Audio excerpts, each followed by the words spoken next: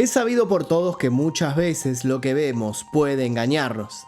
Sin ir más lejos, cualquiera que se topa con este video grabado en abril de 2021 puede pensar que estamos en presencia de un muy buen padre que está ayudando a entrenar a quien podemos presumir que es su hijo. Ver a este hombre ahí no nos parece antesala de nada oscuro ni malo. Sin embargo, las cosas están a punto de dar un giro aterrador. Efectivamente, ese niño, que se llama Corey y tiene solo 6 años, es el hijo del hombre que lo mira correr, cuyo nombre es Christopher. Lo que es un error es pensar que Christopher está velando por el bienestar de Corey. Como podemos ver, en determinado momento Christopher aumenta la velocidad de la cinta en la que el otro está entrenando. No hay que saber mucho sobre preparación física para percatarse de inmediato que el chico no puede seguir el ritmo que su padre está sugiriéndole. Sin embargo, en lugar de bajar la velocidad, Christopher acelera la máquina repetidamente hasta que Corey ya no lo soporta y cae. Y ese no es más que el principio de su calvario, pero no nos adelantemos. ¿Por qué terminó Christopher con una condena de 25 años? ¿Qué fue lo que pasó con Corey? ¿Qué otras terribles cosas puso de manifiesto este caso? Para responder estas preguntas, conocer el resto del video y saber cómo terminó todo, los invito a que me acompañen a conocer el oscuro caso de Corey Micchiolo, el niño asesinado por su padre.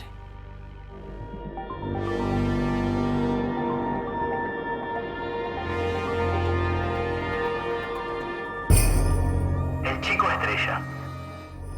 Christopher J. Gregor es oriundo de Nueva Jersey. Para la escuela a la que asistió siempre fue considerado un cuadro de honor. Christopher no solo tenía buenas notas, sino que se había labrado una muy buena reputación como defensa del equipo de fútbol americano. Christopher se enfocaba con tenacidad en todo lo que lo apasionaba, por lo que no cuesta imaginar sus estantes repletos de trofeos y de medallas. Sin ir más lejos, en el 2009 el equipo del que formó parte llegó a disputar el campeonato estatal. Y nadie dudó en asegurar que aquella osadía solo había podido ser posible gracias al valor agregado que Christopher daba a la formación. Su profesionalismo, su espíritu grupal y su optimismo habían sido cruciales para esa temporada. Los fanáticos lo habían aplaudido de pie en varias ocasiones y sus amigos lo admiraban. Tanto escaló su figura por esos años que fue elegido para ser parte del programa Heroes and Cool Kids, una iniciativa que premiaba a todos aquellos adolescentes considerados modelos positivos para quienes estuvieran atravesando la secundaria.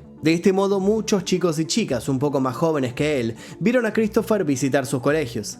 En salas siempre repletas de gente y sin que le temblara la voz, Christopher los invitaba a convertirse en la mejor versión de sí mismo, a la vez que se mostraba comprensivo con los problemas de estrés que puede conllevar a atravesar ciertas instancias educativas. De un modo o de otro, el mensaje siempre era el mismo. Había que estar en movimiento, luchar por los sueños que queremos cumplir, tener esperanza en el futuro y confiar en que Dios está ahí. Los profesores lo abrazaban orgullosos y con lágrimas en los ojos. Muchos decían que Christopher era la persona más buena que habían conocido en su vida. Nadie esperaba para él otra cosa que no fuera una vida repleta de éxitos. Muchos estaban seguros de que no tardarían en verlo en las noticias, recibiendo distinciones y consagrándose. No se equivocaba en absoluto, Christopher llegaría a las noticias, claro que sí, pero no como un héroe, sino como todo un monstruo. El lado oscuro empieza a emerger. Inmediatamente después de abandonar ese programa que lo hizo pasear por decenas de escuelas, el carácter de Christopher empezó a sufrir algunos cambios. Primero fueron cambios leves. El chico empezó a estar más parco, menos receptivo y su enorme sonrisa empezó a opacarse. Si bien no era común verlo así, también es cierto que seguía siendo una persona muy joven, y él mismo había advertido en sus discursos que a veces no se puede estar todo el tiempo feliz. Su entorno se preocupó un poco más cuando al cóctel se sumó algo de irritabilidad. Christopher pasó de estar silencioso a mostrarse violento con amigos y familiares. Se trató de una época llena de brumas que llegó a su punto más álgido en noviembre de 2010. Por ese entonces Christopher iba a la Universidad Wesleyana, universidad ubicada en Connecticut y de unos 3.200 concurrentes. Fue una sorpresa enorme para todos cuando descubrieron al muchacho robando en la habitación de una residente. Más sorpresivo fue descubrir que estaba en estado de ebriedad al momento de hacerlo, y no solo eso. Al momento de escapar de las autoridades, Christopher había herido gravemente a otros 2 chicos que habían intentado detenerlo. Luego de ser arrestado y pasar unas horas tras las rejas, algo de Christopher pareció hacer un clic. Se lo veía profundamente confundido y prometió que iba a focalizarse, que había tenido una mala racha repleta de malas decisiones. Remarcó que estaba dispuesto a volver a ser ese que había sido. Y por un largo tiempo lo fue. Christopher recibió el título de psicólogo en la Universidad de Arizona.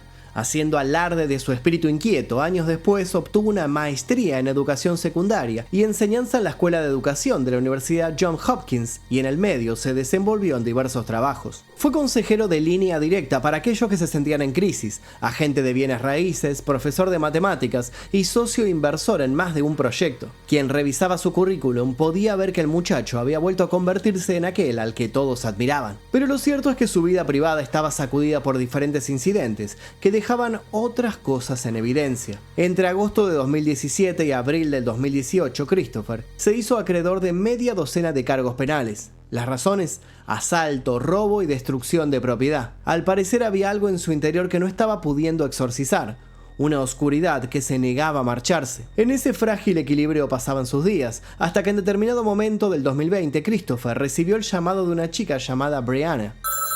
Habían estado juntos hace un tiempo. Ella le dijo que debía decirle algo. Así se enteró que aquella aventura de hace unos años había derivado en un niño. Christopher se mostró aturdido por la noticia, pero también alegó que quería cumplir su rol de padre, que era lo que correspondía. Sus más cercanos coincidieron en que Christopher estaba preparado para ser un buen progenitor. No sabían cuánto se equivocaban, y es así como nuestra historia vuelve al principio. Las sospechas de una madre. Según trascendería luego, las señales que indicaban que las cosas no estaban del todo bien aparecieron desde el primer momento en que el niño, llamado Cory, empezó a visitar a Christopher. Se hizo común que luego de aquellas visitas Cory llegara al hogar de su madre algo afligido y con miedo. La mujer consideró que podía tratarse que no estaba acostumbrado a pasar tiempo con su padre. Sin embargo, las evidencias de que otras cosas pasaban no se hicieron esperar. El día que Cory volvió con un labio roto, Brianna increpó a Christopher. El hombre le dijo que todo se había debido a un accidente. Según le contó por teléfono, habían estado jugando al fútbol y le había dado una patada al niño sin querer. La excusa podría haber pasado como válida, pero cuando Cory siguió llegando lastimado, luciendo moretones y rasguños, Brianna decidió que lo mejor que podía hacer era denunciar todo ante la División de Protección y Permanencia Infantil de Nueva Jersey. En sus declaraciones con la asistente social, la mujer fue contundente. Dijo que temía que su hijo pudiera morir. A todos les pareció un poco exagerado aquello. Le dijeron que el acta quedaba como antecedente, pero que nada podían hacer si el padre del niño pedía verlo. Le dijeron que se tranquilizara, que a veces uno ve cosas que no son. Brianna quiso creer en aquellas palabras, de hecho, las repitió hasta que las creyó. Y cuando Christopher apareció otra vez en la puerta de su casa, despidió a su hijo con un beso en la frente. A pesar de la voluntad que la mujer puso por intentar no alimentar su paranoia, nuevas actitudes de Cory hicieron que se dirigiera nuevamente a las autoridades y presentara una demanda mediante la cual solicitaba la custodia total de su hijo. Si aquel era el único modo de alejar a Christopher de Cory, estaba dispuesta a hacerlo. La criticaron por intentarlo. Le preguntaron por qué había buscado al padre del pequeño en primera instancia. Le dijeron que no podía hacer esas cosas de modo impulsivo. Argumentos van, argumentos vienen, la demanda fue rechazada. Eso fue el 1 de abril de 2021. Al otro día todo daría un giro aterrador. El incidente del gimnasio.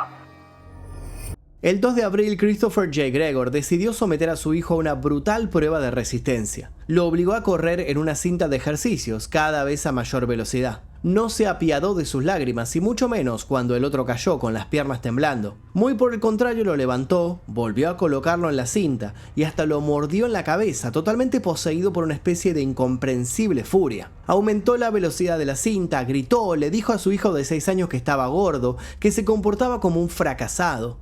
Todo esto quedó grabado en este video que ustedes están viendo. Las imágenes llegarían a manos de un juez unos cuantos meses después, develando una secuencia que horrorizaría a todos en la sala. Tras lo ocurrido en el gimnasio, Christopher fue con su hijo a su hogar. Allí el niño acusó un enorme cansancio y se acostó a dormir una siesta. Aún temblaba y había perdido el color del rostro. Creía que si dormía aquella sensación se iría, pero no fue así.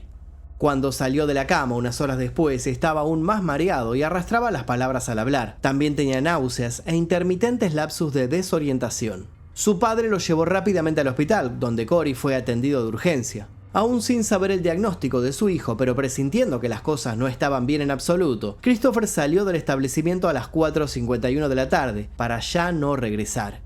Tampoco atendió los llamados desesperados de Brianna, que quería saber si las cosas marchaban en orden. La mujer había sido invadida por un horrible presentimiento.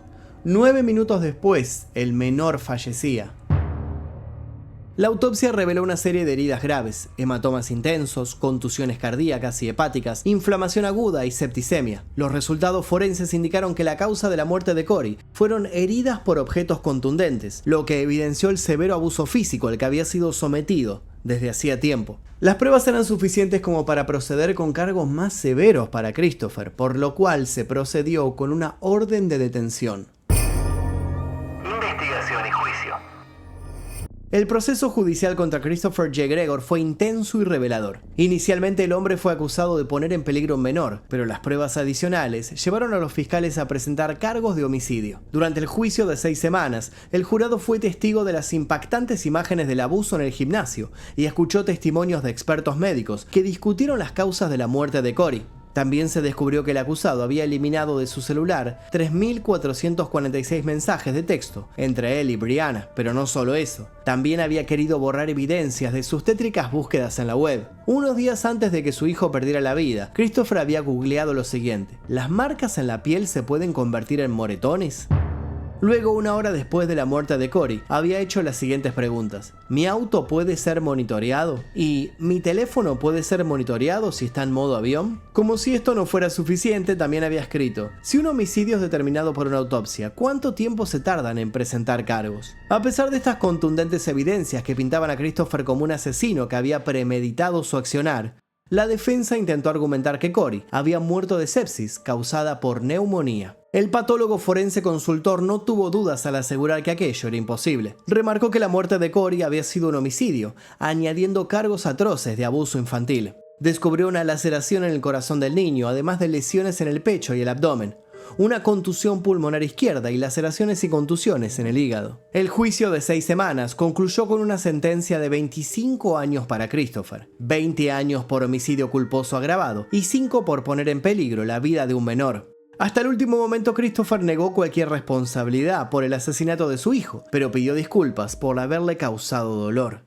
La madre de Corey se deshizo en lágrimas y aseguró que el niño siempre sería su todo. El caso conmocionó a la sociedad en su conjunto y sirvió de puntapié para visibilizar unas escalofriantes estadísticas. Datos del FBI de 2022 indican que aproximadamente 1000 niños son asesinados anualmente, principalmente por padres, familiares cercanos o cuidadores.